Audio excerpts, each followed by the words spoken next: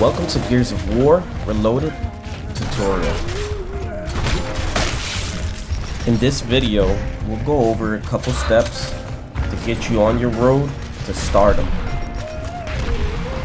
Working on tips and tricks, and mainly just fundamentals. So let's get into it.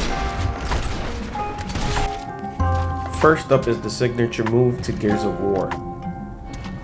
You're going to want to grab cover and pull off the wall, but in Gears of War 1, you can press the cover button to release off the wall. It's the only Gears that can do this. You're going to want to get this fluid movement down,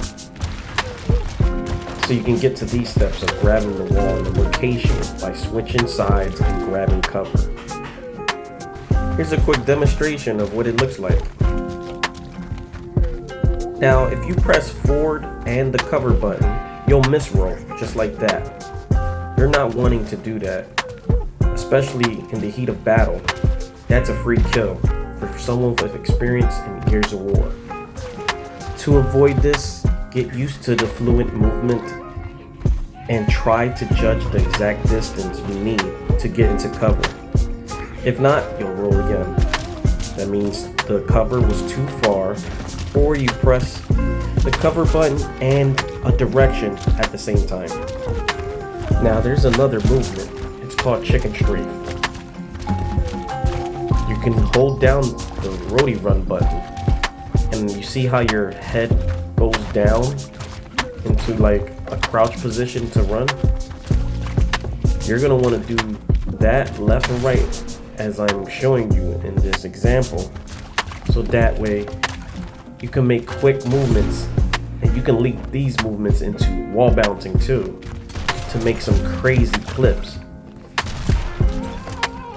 So remember, to do this, you have to press, release. So you're gonna press down your roadie run button, pick a direction you want to roadie run to, then release, press again, and then hit the direction you want to go to next. By releasing in quick button movements, that's what causes these burst movements that you can lead into other types of movement, like wall bouncing. The more advanced stuff I can't tell you yet, because this Gears, they limited how much movement you can do. You ever die to something like this? That's called an up A. To do this move, you're going to have to hold up into cover until you see the symbol that lets you rotate around cover. Then you're going to hit the cover button to rotate around cover as you're hitting the trigger button, which will allow you to shoot and move around cover. At the same time, in the center of the screen, that's where your right stick controls where you're going to hit as you're doing this movement. If you do it right, it can have the cog symbol, half symbol, full, or if you do it right, just as you saw, it can be a one-shot kill. And now, the back A, which you want to center your screen towards the enemy or the direction you want to take your shot, and you're going to want to pull back on the wall as you're taking the shot. So you're going to pull back, hit your trigger, and that's what it looks like. It'll hit your enemy. As you see, I'm being hit against the corner, even though I'm in cover. If you get this down, you can weaken your opponent, and then you can hit the up A or wall bounce outwards to take your shot in order to get the kill. Now here's a quick tip. When you're spawning in, you know that you can hit the direction in the weapon you want to use as you're still running, and when you're ready to switch, you're going to want to roll. That allows the gun to switch over to the one you want, and you can still continue movement. This is also good for when you're about to take a shot with a special weapon and you want to trick the opponent that you're going to keep using a sniper rifle or torque bow and switch out to the shotgun instantly, and they're like, how did he switch so fast? And you put the moves on them. Now back to the back A, I'm going to give you some angles from my point of view how to take the shot. As you see, I'm hitting him with the center of the screen. I'm also hitting the pillar because I'm trying to corner as much of the pellets to hit so that it takes more damage. Here's an example how shots are shot off a gun. From distance, you gotta remember it comes from the elbow, not the barrel of the gun. It may look like it does, but it doesn't. You see the spread?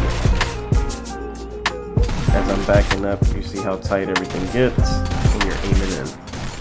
The other shots I was taking was line firing, and as you saw, when you're close against any pillars or walls, it goes over the top of your shoulder because it comes out the elbow. They did that so you couldn't peek shoot. You still can do peek shooting, but there's another way to do that. I'm not going to explain that. But all in all, let's get to ranges. As you can see now, we're shooting the Lancer so that you can see how much punishment it does from different ranges.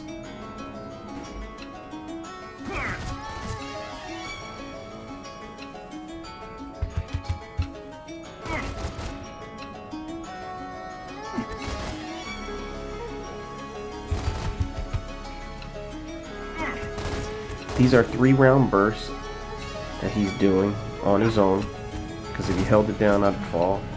And as you can see, at the distance I was before, it was taking some damage, but as I got closer, the cock symbol started to fill up. By the way, this is not headshots, these are chest shots. Headshots do more damage, that's why people fall faster. Active reloading does help with downing people faster. It's not cheating, it's part of the game. Now you saw long range, medium range, and now we're going into close quarter combat. And as you can see, 3-round burst, he just hit me with 6 bullets and I'm almost knocked. Now to pistol headshots. These are 3 shots each. As you can see, from the same distances from the Lancer, it does way more damage. Even though it has less shots in the clip, you can kind of get headshots going so that you can play the numbers game. Once you take the lead in how much guys you have versus them, which can win the game. The point of using the right weapon at the right range can give you the edge in battle, and this is why I'm showing you the damages. So as you see more and more that if I get closer, the pistol does way more damage. And that's what I like to see. But if you get too close and you're trying to use the pistol and you don't know what you're doing, you can get shot and killed.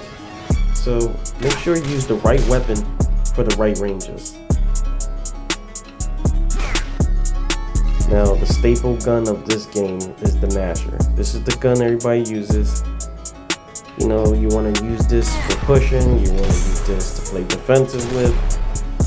Your clips that you see is either snipers or Gnashers. The damage that it puts out is very amazing from medium to close range. As you can see, pop shots, hard aiming, you can knock somebody down from quite of a distance.